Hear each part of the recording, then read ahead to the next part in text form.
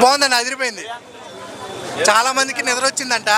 ఆ నిద్ర వచ్చిన వాళ్ళందరూ నాకు తెలిసి కరప్షన్ చేసిన వాళ్ళు అయి ఉంటుంది, అందుకే నిద్ర వచ్చింది. సినిమా బాగుంది. ఈ సినిమాలో చాలా ప్లస్ పాయింట్స్ ఉన్నాయి. శంకర్ గారు నిజంగా చాలా గట్స్ ఉండాలి ఇలాంటి సినిమా తీయడానికి. 100 ప్రాబ్లమ్స్ ఒకే సినిమాలో చూపించాడన్న. అంబానీని కూడా టచ్ చేశాడు. అలాంటి ప్రాబ్లమ్స్ గురించి చెప్తే చాలామంది రాడ్ అంటున్నారు. ఆ రాటుగాళ్ళందరికీ రాటు దింపాలని మనస్ఫూర్తిగా కోరుకుంటున్నా. మరి చాలా తప్పన్న ఇది. ఆయన ఈ భారతీయుడు 2 తీయడానికి 22 సంవత్సరాలు పట్టింది. ఈ సినిమా స్టార్ట్ చేసి తీయడానికి ఒక 5 సంవత్సరాలు పట్టింది. ఎన్ని ప్రాబ్లమ్స్ వచ్చాయి, ఆర్టిస్టులు చనిపోయారు. అన్ని ప్రాబ్లమ్స్లో కూడా ఈ 100 ప్రాబ్లమ్స్ కోసం ఆయన పోరాడి లాస్ట్కి భారతీయుడు 2 అనేది తీయడం జరిగింది. చాలా బాగుంది, చూడాలి. ప్రతి భారతీయుడు చూడాలి ఈ సినిమా. మ్యూజిక్ అంటే పాటలు లేవన్నా, మనకి పచ్చని చిలకలు తోడుంటే ఎక్కుద్ది. ఇదంతా హైవే మీద 100 స్పీడ్లు వెళ్ళే కారే, ఎక్కడ ఆగేది లేదు, రొమాంటిక్ లేదు, మొత్తం ఎమోషన్ మీద కష్టం మీద ఉంటుంది. కష్టానికి పాట ఎక్కడ ఉంటుందన్నా, బాధ తప్ప పాట ఉంటుంది కదా కష్టానికి. కమ్బ్యాక్ ఇండియన్ అంటే ఆయన వచ్చి కమ్బ్యాక్ ఇండియన్ ఉంది, గో బ్యాక్ ఇండియన్ కూడా ఉంది. గో బ్యాక్లో బాగా బాధ వేస్తుంది మనకి. అంటే ఎమోషన్ చాలా, ఎంత చేసావు నువ్వు ఇలా చేయడం వల్ల నేను అన్నీ కోల్పోయా అని ఏడుస్తూ పొమ్మంటాడు. ఆ పొమ్మన్నప్పుడు కూడా ఎమోషన్ సీన్స్ ఉంటాయన్నమాట. దానివల్ల కూడా చాలా గుండెగా హత్తుకుంటుంది.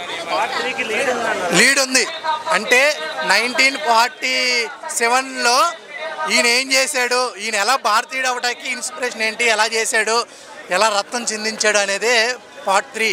పార్ట్ 2, పార్ట్ 3కి ట్రైలర్ అంతే. నాకు శంకర్ గారు నచ్చారు సినిమాల కన్నా. Thank you. అనుకొని వెళ్తే డిసప్పాయింట్ అవుతాము. ఇది entirely different story, different taking. Shankar గారి స్టోరీ టెల్లింగ్ అండ్ టేకింగ్ ఏమాత్రం తగ్గలేదు.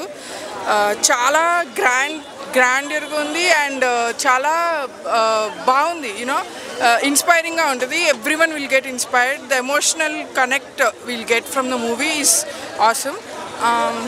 అండ్ చాలా స్లోగా ఉందండి. స్లోగా లేదు. సో వై స్లో ఎందుకు చేశారు అంటే ఏదో 2 పార్ట్స్ తీయాలి అని స్లో చేయలేదు. As movie buff I understand why the movie slow. Because ఎప్పుడు మంచి చేస్తాం మంచి చేయండి అని చెప్తే ఎవరైనా ఆ మంచి చేసిన తర్వాత కాన్సిక్వెన్సెస్ ఏంటి అనేది చూపించారు ఈ సినిమాలో. That's the highlight, like unique point that Shankar has touch this in the story.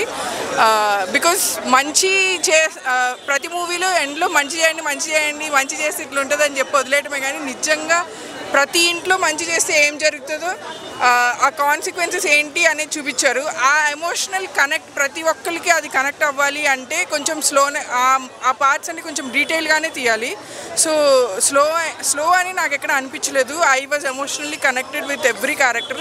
బాధపడిన ఎవ్రీ క్యారెక్టర్తో నేను కనెక్ట్ అయ్యాను. సో నాకు ఎక్కడ అనిపించలేదు.